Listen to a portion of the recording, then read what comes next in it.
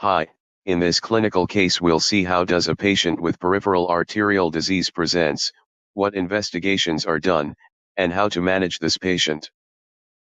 We'll start with the history. 70-year-old male presented with left lower limb pain for 1.5-year duration. First he developed cramping type pain in the left calf after walking for a distance of 50 meters.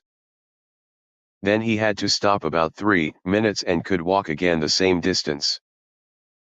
Over the last 1.5 years this distance has been reduced to 10 meters and he has also developed pain in the left thigh when walking.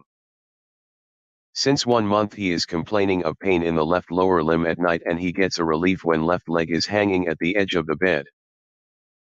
He is a diagnosed patient with type 2 diabetes mellitus and hypertension and on medication for the past 10 years. He has smoked 10 cigarettes per day for the past 20 years. Question number 1. Based on this history, what is the most likely diagnosis?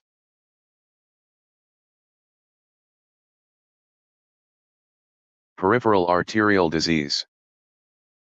Because the patient has characteristic features of arterial claudication which are cramping-like pain experienced when walking and relieved with rest. Question number 2. What is his Fontaine stage?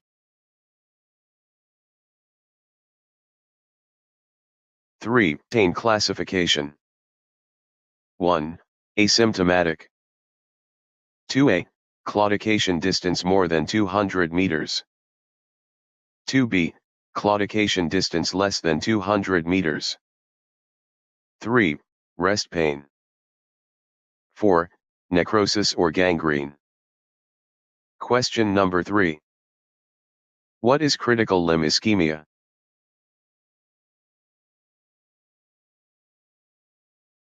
When there is rest pain or tissue loss in the form of non-healing ulcers or tissue loss due to gangrene, the patient is said to have critical limb ischemia. Question number 4. What are the risk factors of peripheral artery disease in this patient?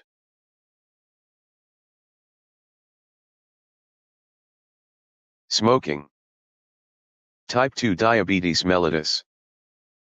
Hypertension.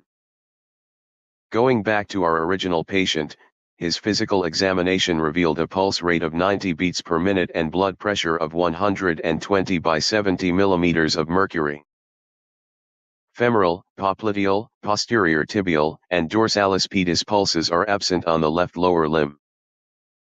Femoral pulse is present in the right lower limb but popliteal, posterior tibial, and dorsalis pedis pulses are absent. Question number 5. From the clinical examination, what is the most likely site of arterial occlusion in the left and right lower limbs?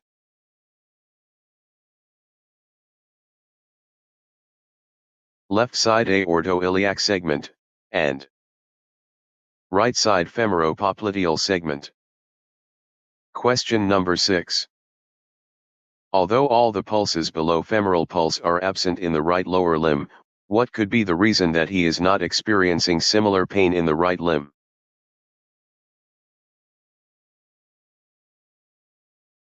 The degree of occlusion in the left lower limb is greater than the degree of occlusion in the right limb, so that he is not exerting himself enough to get similar symptoms in the right lower limb. Question number 7. What investigations would you like to perform on this patient in order to confirm the diagnosis?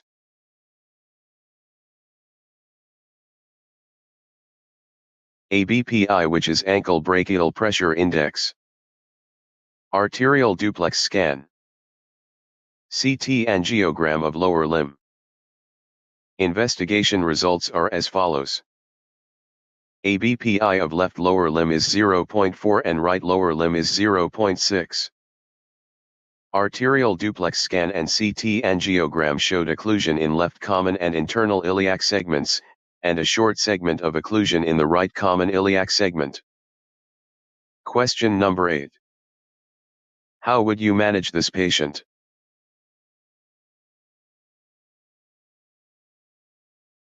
Patient should be asked to stop smoking and follow lifestyle modifications, and take his medications to achieve proper glycemic and hypertension control. patient should be asked to exercise according to his limits to achieve collateral formation. Fitness for the surgery is assessed. Since he is having critical limb ischemia, intervention is necessary and there are two options. Number 1. Balloon angioplasty and stenting.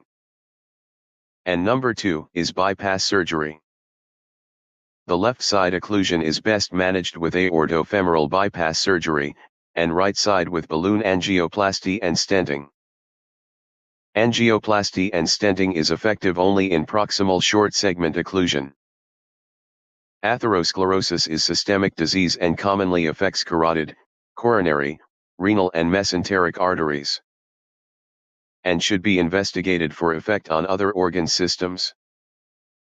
Thanks for watching. If you have any questions, please leave a comment below. Subscribe to see more clinical cases like this one. Have a great day.